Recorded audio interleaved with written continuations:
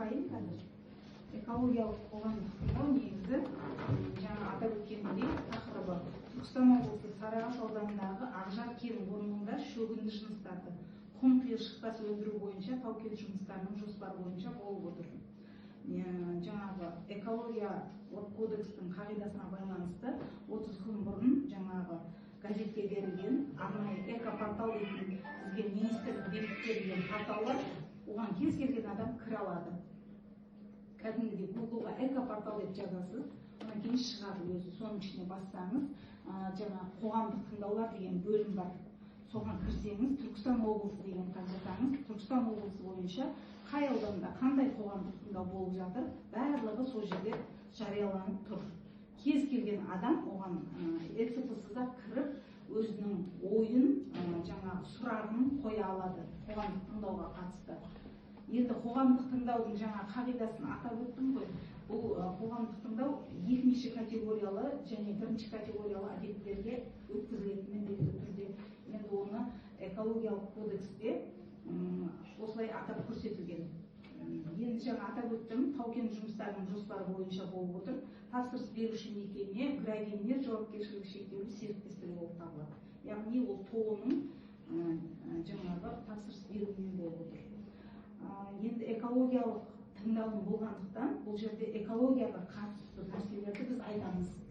Экологияға қатысты нәрселерді айтамыз, себебі жаңағы құм қиыршықтасты өндіретін кезде ол автотранспортты пайдаланады, онан кейін жаңағы ашық әдіспен өндірілетін болады ол жерде. Ол ашық әдіс дегеніміз кәдімгі экскаваторды, бульдозерді, самосвалды пайдаланып өндіретін болады да, құм қиыршықтасты.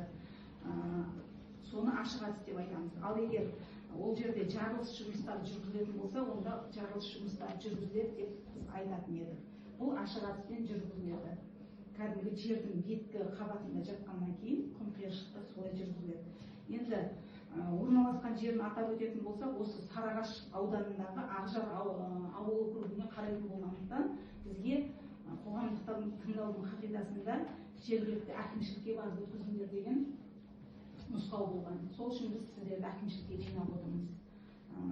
Енді Ақжар құм қиыршықтас қоспасы кен орны жаңа атап өткенімдей Ақжар ауылына дейін 4,5 километр жерде орналасқан.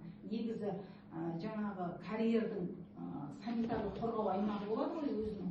Оның санитарлық қорғау аймағы негізі 500 метр деп бекітілген. Егер 500 метр қашықтықта үйлер болмаса, оған жұмыс беруге рұқсат. Ал сіздердің жаңа Ақжар ауылына дейін 4,5 километр жерде орналасқан екен. Ауданы, карьердің ауданы 22,8 гектар деп беріліп тұр. Бұл жаңа тау-кен жоспарында бізге дейін анықталып бекітіліп қойылады. Мен оны ешқандай өзгерте алмаймын. Ақжар жаңа атап өткенімдей бульдозерлер мен экскаваторды, самосвалды пайдаланып өндіретін болады. Онан кейін бізге дейін жоспарда бекітілгендей, ол экологиялық жобасында ақшу көлемі бекітіледі.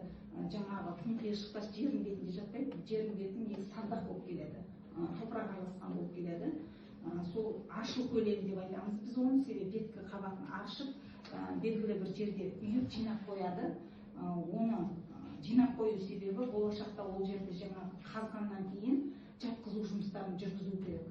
Себебі тік болып қазылғаннан кейін ол жерге мал құлап кетуі мүмкін, адам құлап кетуі мүмкін деген сияқты нәрселерді соны 45 градусқа жатқызып кетеді. Жаңа өндіріп алып болған жерді. Жоспар бойынша солай деп көрсетілген. Оның көлемі, ашу қабатының көлемі 50,000 метр куб деп берілген. Ал енді өндіру көлемі жылына 20,000 метр кубтан деп беріліп отыр. Ол жоспарда бекітіліп беріліп келген. Шөгінді жыныстардың көлемдік салмағы 1,57 тонна метр куб деп берілген, қоқыстық коэффициенті 1,37 деп берілген. Шөгінді жыныстарды өндіру тереңдігі 4,78 метр болады деп жоспарда бекітіліп берілген. Жаңа атап өткенімдей жердің беті жаңа саздақ топырақ қабатымен болып келгендіктен оның ашу қабатының тереңдігі 0,22 метр деп берілген. Жаңа атап өткенімдей шөгінді жыныстарды ашық әдіспен өндіреді деп айттым.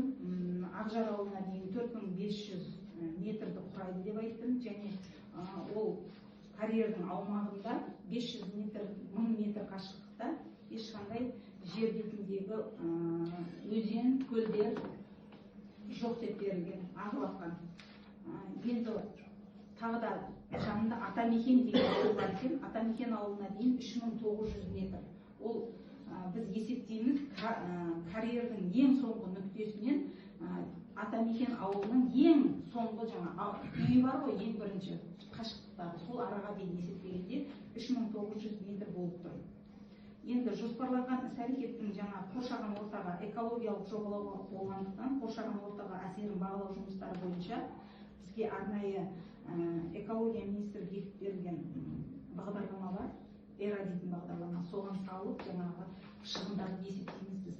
Ол жерде шығындарды есептеген кезде жылына атап өттім ғой, 20 мың метр кубтан өндірген кезде программаға саламыз 20 мың метр куб деп.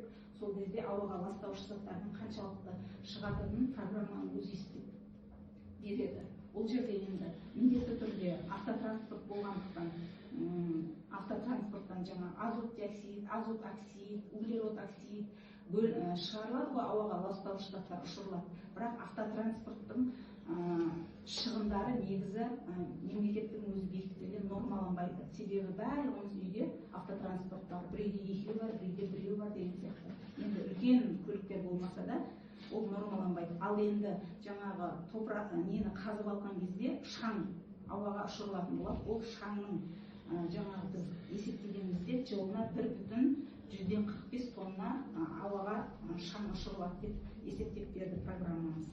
Және де Қазақстан Республикасы үкіметінің 21 жылғы 13 шілдедегі номер 246 қаулысына сәйкес объектті бізге екінші категорияға жатады деп ол облыстық департамент, экология департаменті сондай Түркістан облысы Сарыағаш ауданы Ақжар кен орнында шөгінді жұмыстар, яғни құм қиыршық тас өндіру бойынша тау-кен жұмыстарын жоспары. Тапсырушы Гран-При жауапкершілігі серіктестігі. Паспорттарыңыз бар ма? Жоқ.